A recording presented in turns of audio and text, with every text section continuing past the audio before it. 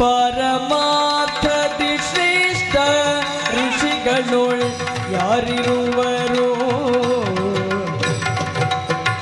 ಪರಮಾರ್ಥದಿ ಶ್ರೇಷ್ಠ ಋಷಿಗಳೊಳ್ ಯಾರಿರುವರು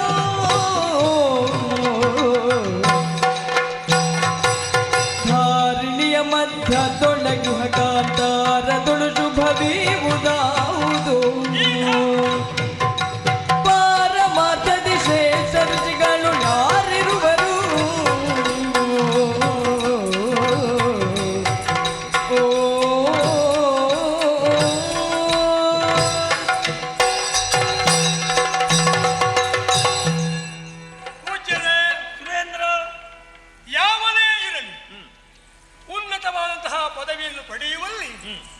ಶಿಷ್ಯನ ಬಗ್ಗೆ ಗುರುಗಳಿರುವಂತಹ ಮಮತೆ, ಶಿಷ್ಯನ ಔನ್ನತ್ಯವನ್ನು ಕಾಣುವಂತಹ ತವಕ ಗುರುಗಳಲ್ಲಿರುವುದು ಸಹಜ.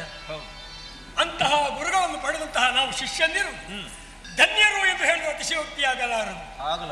ನಿಮ್ಮ ಆಶೀರ್ವಾದದ ಪರಿಣಾಮವಾಗಿ ಅನೇಕ ಬಾರಿ ದಾರಿ ತಪ್ಪಿ ಹೋದಾಗ ಸರಿದಾರಿಯೇ ಕರೆದುಕೊಂಡು ಬಂದು ಸರಿ ದಾರಿಯನ್ನು ತೋರಿಸಿಕೊಟ್ಟವರು ತಾವು.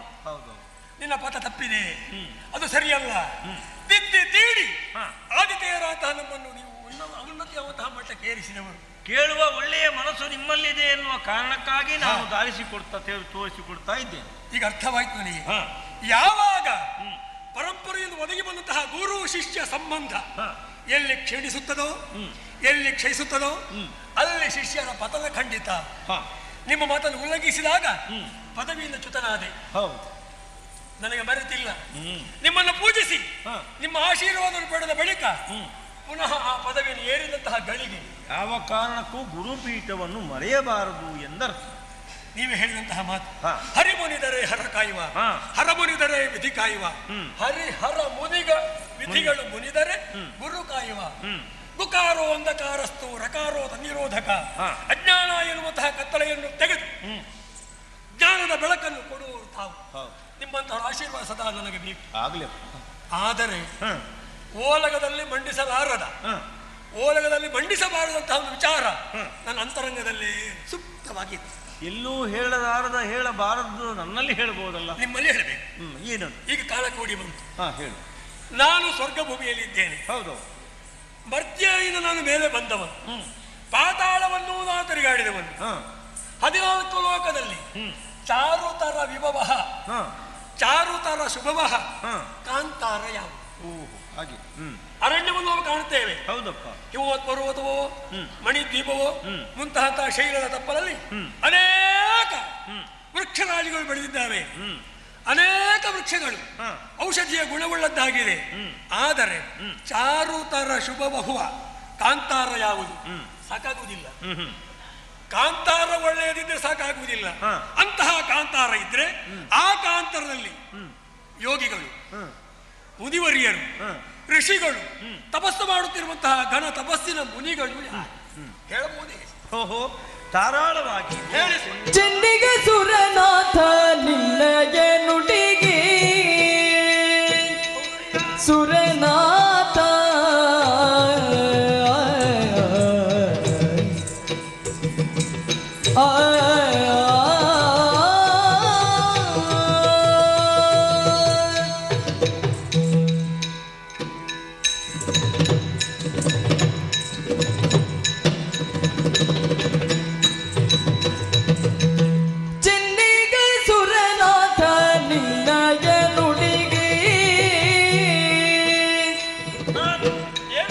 ಎನ್ನುವೆ ನರಿತಿರ್ಪುದನು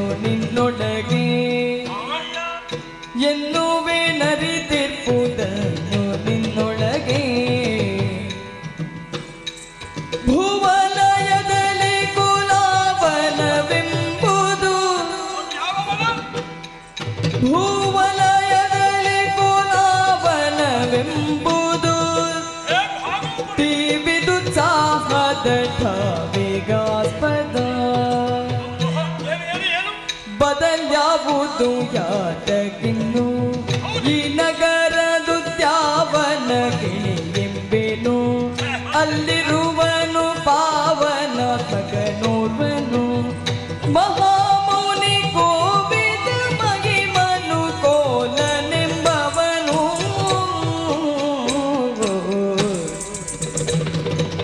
ಚೆನ್ನಿಗ ಸುರನಾಥ ನಿನ್ನಯ ನುಡಿಗೆ ಎಂದು ವಿನರಿತಿರ್ಪುದನು ನಿನ್ನೊಳಗೆ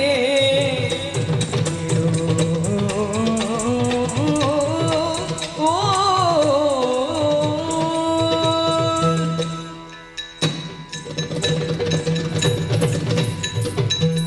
ಚೆನ್ನಿಗ ಸುರನಾಥ, ನಿಮ್ಮ ಆಶೀರ್ವಾದ ಗುರುವರ್ಯ. ಹೌದಪ್ಪ, ನಿಮ್ಮನ್ನು ಲೋಕವೆಲ್ಲವೂ ಕೊಂಡಾಡುತ್ತಾ ಇದೆ. ಹಾ. ಒಳ್ಳೆಯ ಮನಸ್ಸಿನವರು. ಹಾ, ಆದ್ದರಿಂದಲೇ ಅಧಿಕಾರ ಇದ್ದರೂ ಐಶ್ವರ್ಯ ಇದ್ದರೂ ನಮ್ಮಿಂದಲೂ ಅಧಿಕವಾದದ್ದು ಏನು ಉಂಟು ಎನ್ನುವುದನ್ನು ತಿಳಿದುಕೊಳ್ಳುವಂತಹ ಒಳ್ಳೆಯ ಮನಸ್ಸು ನಿನ್ನಲ್ಲಿದೆ. ಸ್ವಾಮಿ, ಎನ್ನುವುದಕ್ಕೆ ಬಹಳ ಸಂತೋಷ. ಗುರುವರ್ಯ, ನೀವೇ ಹೇಳಿದಂತಹ ಮಾತು. ಹಾ ದೂರದಲ್ಲಿ ಕಣ್ಣಿಗೆರಗುವಂತಹ ಬೆಟ್ಟ ಒಂದಿದೆ. ಹಾ ಅದುವೇ ದೊಡ್ಡ ಬೆಟ್ಟ. ಹಾ. ಯೋಚಿಸಕೂಡದು. ಹಾ. ಮುಂದೆ ಏನಿದೆ ಎನ್ನುವ ತಿಳಿಯುವ ಕುತೂಹಲ ಬೇಕು. ಬೇಕು ಬೇಕು. ನೀನು ಹೇಳುವುದಕ್ಕೆ ಸಮರ್ಪಕವಾದ ಉತ್ತರ ನನ್ನಲ್ಲಿದೆ. ಭೂವಲಯದಲ್ಲಿ ಕೋಲಾವನ ಎನ್ನುವುದು ಬಹಳ ಒಂದು ಶ್ರೇಷ್ಠವಾದಂತಹ ವನ. ಎಲ್ಲ ವನಕ್ಕಿಂತಲೂ ಅಧಿಕವಾದಂತಹ ಒಂದು ಯೋಗ್ಯತೆ ಆ ಕೋಲಾವನಕ್ಕೆ ಇದೆ. ಗುರುವರ್ಯ, ಹಾ. ನೀವೇನೋ ಸುಲಭದಲ್ಲಿ ಹ್ಮ್.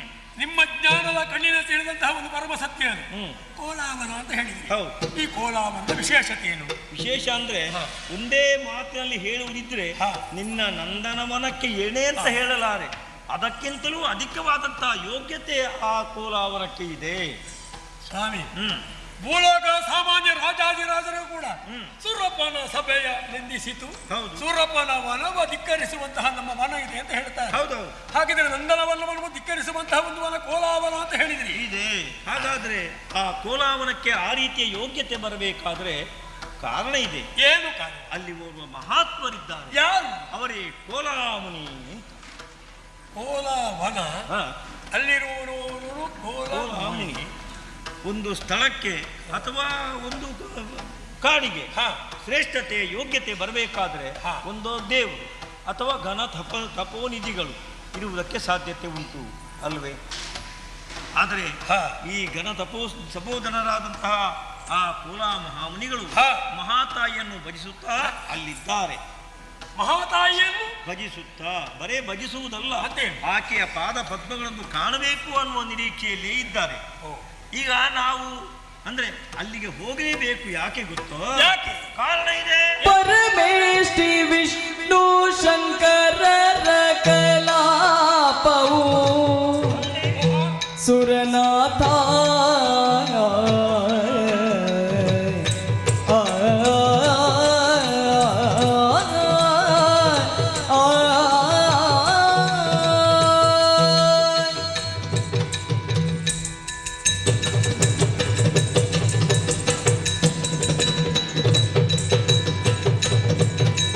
ಪರಮೇಷ್ಠಿ ವಿಷ್ಣು ಶಂಕರರ ಕಲಾಪವು ಭರಿತವಾಗಿ ಏಕಾಂಬವರ ಯೋಗ ಪೂರ್ಣನು ಭರಿತವಾಗಿ ಏಕಾಂಬವರ ಯೋಗ ಪೂರ್ಣನು ನಿರತ ಸುಜ್ಞಾನಿಯಾಗಿ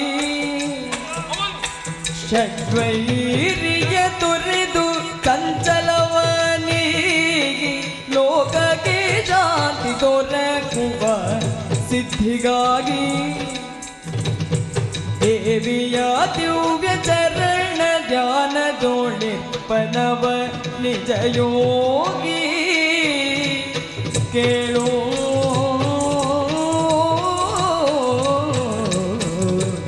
ಓ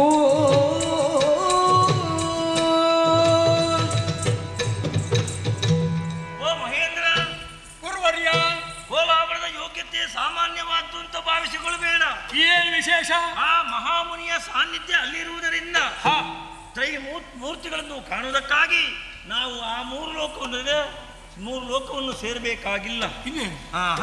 ನೇರವಾಗಿ ಕೋಲಾವನವನ್ನು ಸೇರಿದೆವು ಅಂತಾದ್ರೆ ಹಾ. ತ್ರೈಮೂರ್ತಿಗಳ ಸಾಮ್ಯತೆಯನ್ನು ಅಂದ್ರೆ ಸ್ಥಾನವನ್ನು ಆ ಏಕಸ್ಥಳದಲ್ಲಿ ಕಾಣುವುದಕ್ಕೆ ಸಾಧ್ಯತೆ ಇದೆ. 3 ಮೂರ್ತಿಗಳ ಸಾನ್ನಿಧ್ಯ ಆವರಣ ಅಲ್ಲಿ.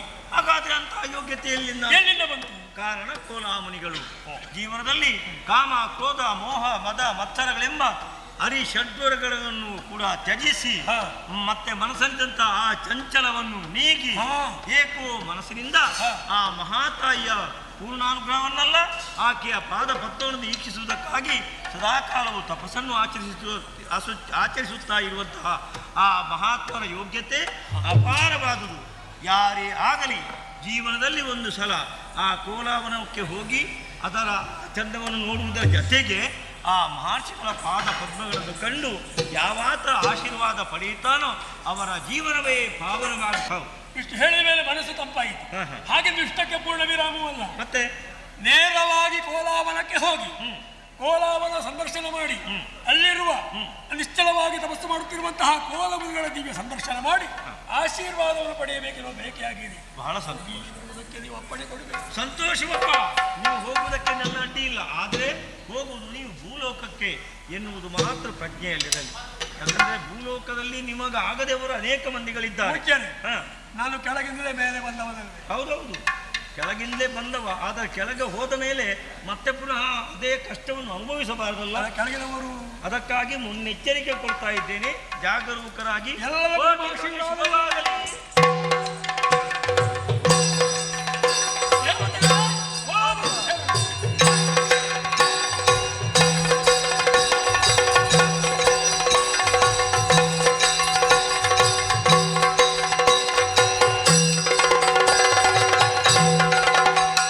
ನಮ್ಮ ಚಾನಲ್ನಲ್ಲಿ ಬರುವ ವಿಡಿಯೋಸ್ ನಿಮಗೆ ಇಷ್ಟ ಆಗಿದ್ರೆ ಲೈಕ್ ಮಾಡಿ, ಶೇರ್ ಮಾಡಿ, ನಮ್ಮ ಚಾನಲನ್ನು ಸಬ್ಸ್ಕ್ರೈಬ್ ಮಾಡಿ ನಮ್ಮನ್ನು ಬೆಂಬಲಿಸಿ. ಯಕ್ಷಗಾನ ಗೆಲ್ಗೆ.